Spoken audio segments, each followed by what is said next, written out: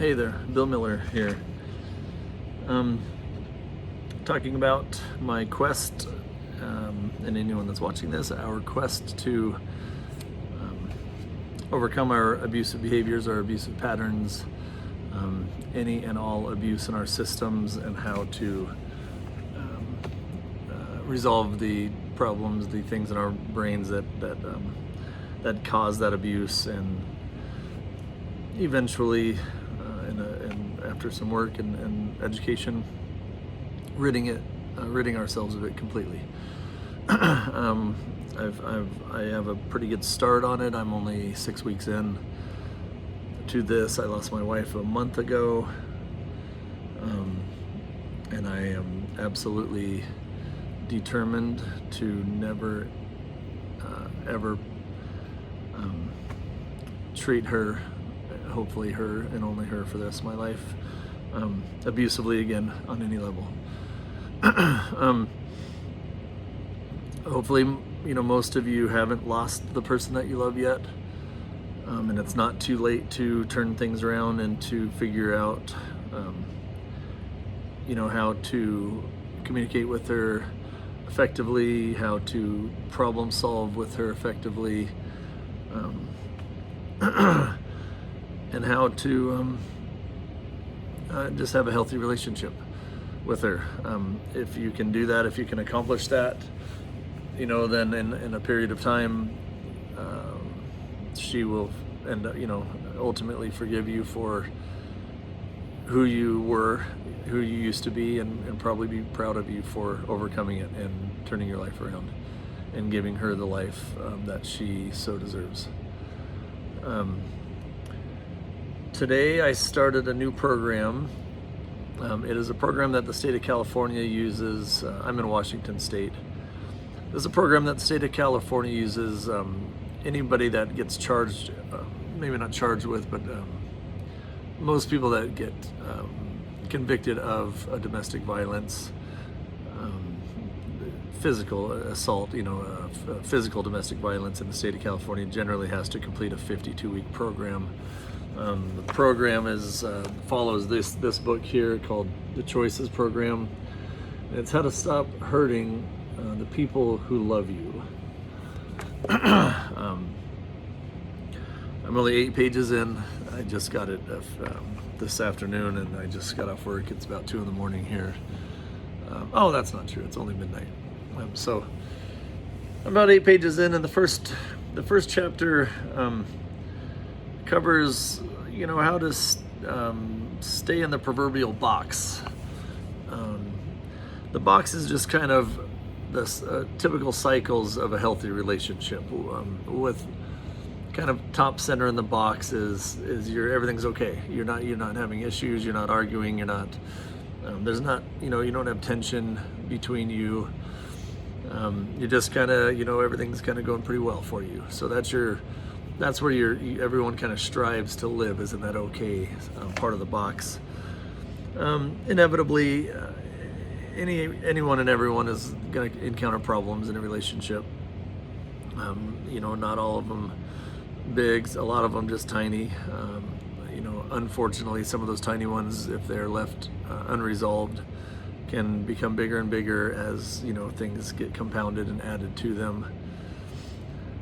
So in a healthy relationship, you're living in your little okay world. Everything's feels good. A problem arises. Inevitably, that problem is going to cause just some tension between you and your spouse. It doesn't have to be negative. Just like something's wrong here and we need to get it fixed. There's just a tension there that we need to get this fixed. Otherwise, it's going to become a bigger problem.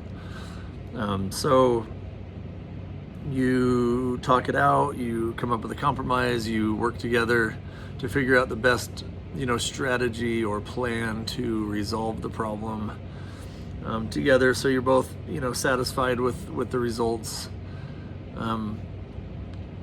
And then once you resolve that problem, then you go back into the okay part of your box, to where everything's okay again. You don't have a problem, like you had a problem, caused a little tension. You resolve the problem in a positive way, in a in a way that you both are happy about, and now you're back to the okay world. That problem isn't, there's no tension inside you that's going to remain in there, that's going to amplify, the next time a similar or the same problem arises, because you've resolved it. And once you resolve something, it's off your shoulders, it's off your plate. You don't have to worry about it. One little example that I would use is maybe like a problem with your child. Your child, I don't know, is getting bad grades or something. Not a huge thing. I don't know. Maybe your child came home a couple hours later than they were supposed to. So we'll go with that one. In a healthy relationship, you both acknowledge the problem. Like, hey, what do we gotta do something about this. We can't just let him or her come home 2 hours past their curfew and not do anything. He wants to take his cell phone away for a couple of weeks. She wants him to sit down and write a little apology letter, or write a letter about why it's important for him to follow household rules and so forth. They don't agree on how to, what to do to resolve the issue per se, but they come up with a little compromise, like, hey, well, let's have him write that list of, like why he should follow the rules. Let's have him write that little letter so we can see what he's thinking. Maybe take his cell phone away for a couple of days and just let him know, if it happens again, it is going to be a full 2 weeks or something, So now they both feel, yeah, that's a good punishment. Like, that's a good punishment for the crime, if you will. So they had a problem arise. They both acknowledged, like, we got to do something about it. There's a little tension there. They talked about the problem in a healthy way. They resolved it, maybe reached a little compromise, resolved the problem. And now it's done. There's no weight on their shoulders, no anger, no tension left. They resolved it in a way that they both feel comfortable with, and move back into the okay zone, and wait for the next problem. And now, a couple things that does is probably gives people some confidence that, hey, the next thing that comes up, we do pretty good at talking things through and coming up with a compromise. He tends to be a little more strict. She tends to be a little more, lenient. But they always seem to, like, as a couple, you come up with a way that you're both okay with, and it gives you some confidence going forward, that you're able to overcome or conquer, problems as they arise in your relationship. One little saying that I like in this book already is, it says, whether your relationship flourishes or fails doesn't depend on whether or not there are problems, because every relationship has problems. So you can flourish in a relationship with problems, or you can let the problems cause your relationship to fail. But every relationship has problems. It's just a matter of how you resolve them, how you go about attacking them.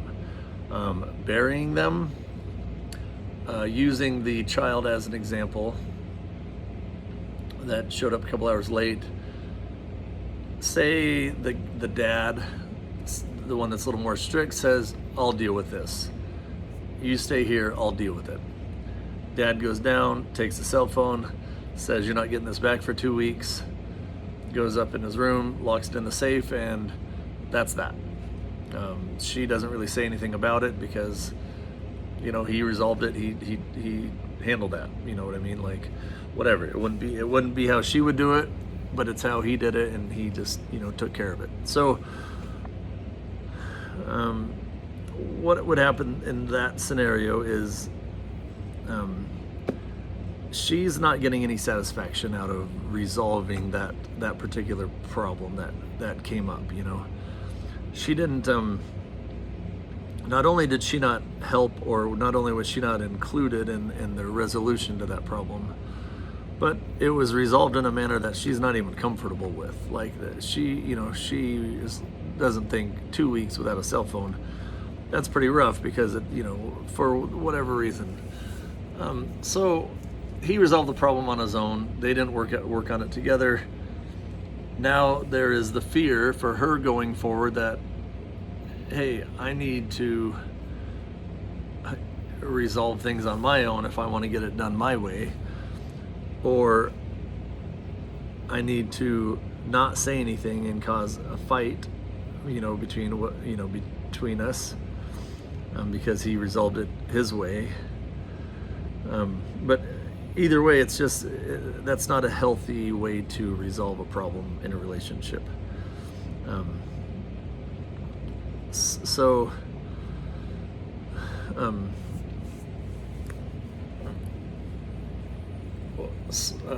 what would happen in that scenario is she now has tension.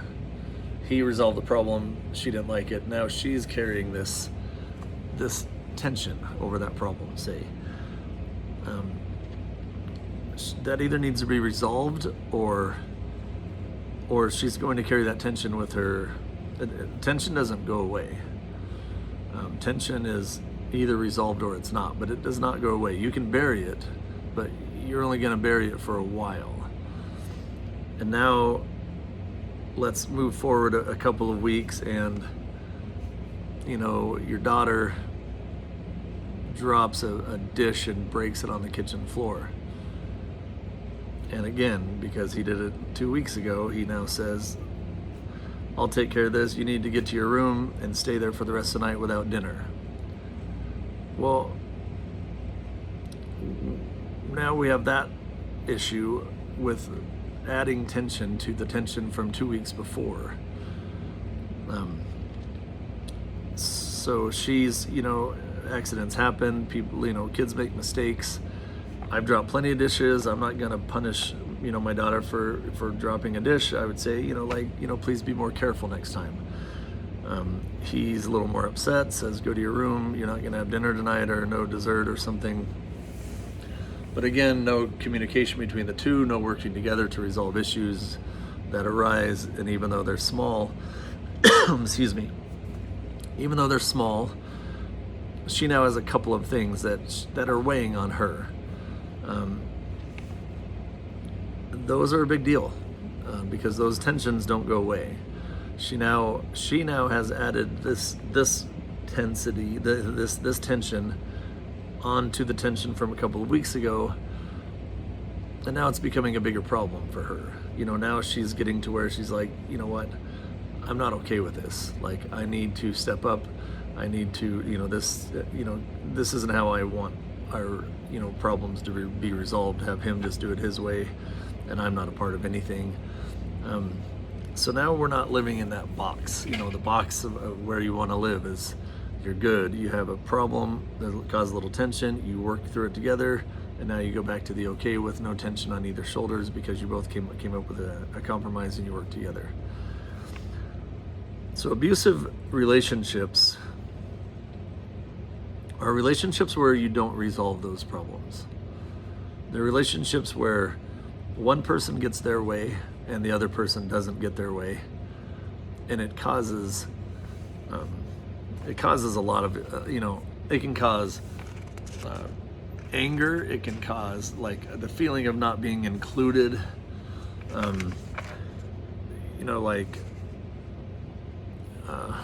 like not worthy, like I'm not capable of handling problems, so he always does it. It can cause a lot of problems that lead to bigger problems. And those of us that have been abusers, we tend to have all of that. We tend to have a bunch of anger and tension inside of us.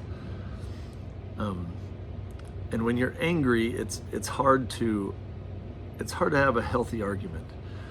It's hard to have a healthy resolution to problems that arise when you are filled with anger and tension and, sometimes even hatred towards things. Not you hate your spouse or anything, but you just feel angry and mad and have just hatred in you. And it's really hard to have a good, healthy, argument when you're in that frame of mind where you're just mad. And so what you end up having is a fight. Now, the difference between an argument and a fight is an argument in an argument, the focus of the argument is the problem that needs resolved. In a fight, the focus of the fight is your partner. This book says it really well. It was one of the first things that I highlighted that I really liked. So a successful couple, they work together as a team to attack the problem, not each other. When you're an abuser, you tend to attack the person. You attack not the problem, because when you attack the problem, when you work together to attack a problem, you're basically teammates. Your teammates working together to resolve an issue, and there's so much about that that's healthy. It makes you better friends. It makes you understand each other better, like how he views this problem, how serious he views it, and how not serious she views it, but at least you understand each other better. When you fight each other, take my kid coming home 2 hours late, and he says needs to take his cell phone for 2 weeks. She says no. Let's make him sit down and kind of write a letter as to why he needs to follow rules. Well, he then says, because he's angry, because they don't resolve their issues, and he carries a bunch of tension and anger with him on his shoulders, he says, why are you always so nice and defending him? Like, why do you defend him all the time over me? Why do you choose to stick up for him over what I want? And she's like, well, why are you so mean? Why can't you understand that things happen and you're just so mean and calloused about it? Well, now they're attacking each other. He's calling her, saying that she's siding with him, and she's calling him mean. Now they're attacking each other.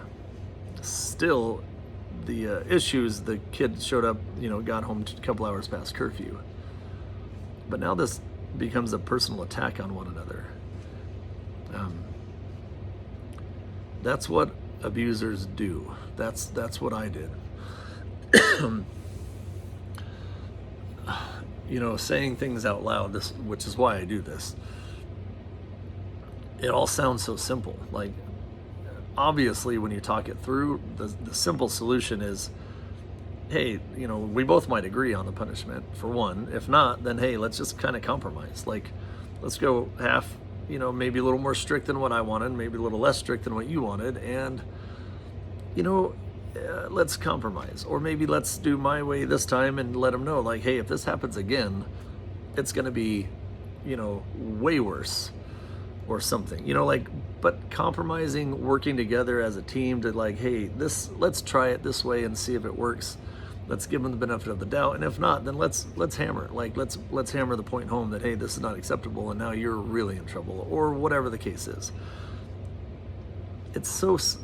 Sounds so simple, but those would be two people that don't have anger inside them, that aren't filled with tension and anger from 1,000 things before this night that never were resolved. You can't carry all that weight and anger and hurt and pain and frustration and hatred with you and expect to have a rational working relationship towards problem solving magically, when you've never done it before. But you can see how important it is. You can see how, in my scenario, when they both kind of come to, they compromise a little bit on how to punish them, they both feel okay about it. They both feel respected by one another. There was no raising your voice. There's no cussing. There's no shouting. There was no insulting. There is no personal attacks. Well, that's what we're striving for. That's what, when you feel yourself getting angry, when you have a problem arise in your relationship, recognize it as such. Like, hey, this is a problem. Let's stay inside our box. Let's acknowledge the problem. Acknowledge, like, yeah, we need to fix it. There's going to be a little tension on how to fix it, how to go about resolving it. Let's work together on resolving it. You get your way this time, I get my way the next time. Let's meet in the middle on whatever it is.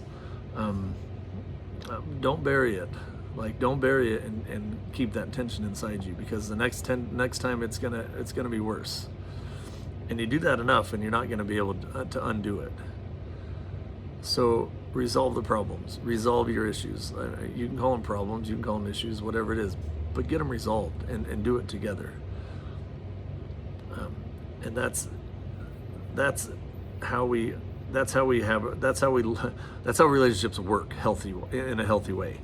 That's not why I'm here, because I suck at that. I mean, I think I could do it now, but I've never thought about that before. I just thought it was either my way or her way. I would always be just a total dick until I got my way, and she would just most of the time say, fine, just do it your way, just to avoid the conflict and fighting all the time.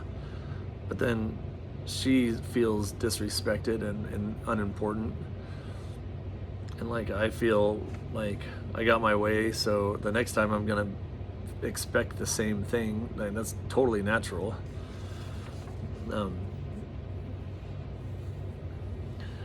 So that's kind of where I'm at with it. And this is the first 80 pages of the book, and it's really like one of the first lines I like is like, violence and abuse occur when people attack each other rather than their problems.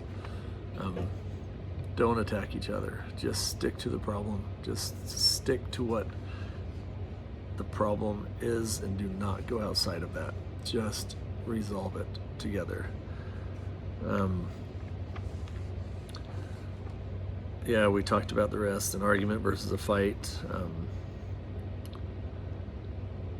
Yeah, some of the things that to keep in mind, just a few things, like number one, like in an argument, you don't raise your voice. You keep your tone down, even if you're passionate.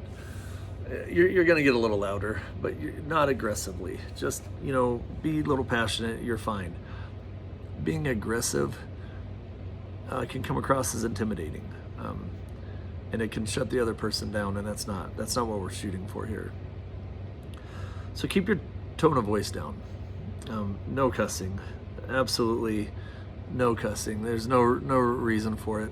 There's just not. I mean, you can say damn or whatever, but no talking at each other, cussing at each other. There's just no room for that whatsoever. Just show respect with the words that you choose when you're talking to each other, and just like, see yourself as partners, see yourself as teammates. I mean, honest to gosh, like in a metaphorical world, that's just literally as teammates on a football field. If you're like, hey, our objective is to solve this problem by getting in the end zone, you're all going to work together to do your part. You're going to support each other. You're going to work for each other. You're going to high five each other when you do some good things. But you're all gonna you're gonna work together to get in the end zone. Like, straight up, it's literally just being teammates. That's what you do for teammates. Your partner is the same, exactly. Just literally, the problem is the obstacle that's the team in front of you, is whatever problem you're viewing, and like, how are we going to conquer that together? Like, you do this, I'll do that, together that resolves the problem, and we're good to go. Or whatever it is. But all right, well, that's my rant for the day. Kind of tired. I've cried a couple times in a row doing these, so today's a little refreshing to not cry. Until next time, have a good night.